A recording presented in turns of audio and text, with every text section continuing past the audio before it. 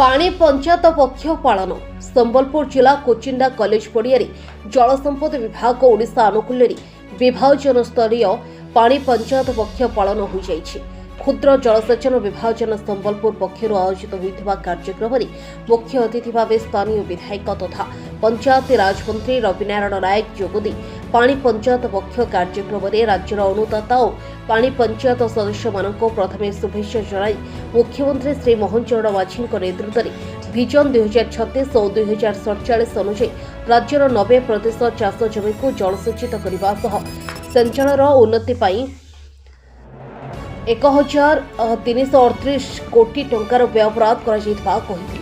सहित जलर प्रतिटी बृंदार सुविनियोग ही समृद्ध विकसित ओडिशार मूलदुआ साजिब बोली मंत्री कहिथिले। पाणी पंचायत पक्ष पालन होइछि। ए पाणी पंचायत पक्ष रे एठी जो भित्तिभूमि अच्छी चाषी मानक पय महानदी अववाहिका एवं तार जो शाखा नदी अच्छी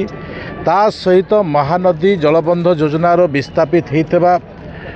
गाँ मानकर लोक मानकर चाषी मानकर व्यवस्था पाए सरकार तरफ विभिन्न व्यवस्था करा जाइछि। ए व्यवस्था भितर विगत दिन 3.5 वर्ष हेबा जो माने गभीर नलकूप आवेदन करथिले से गभीर नलकूप खनन होबो।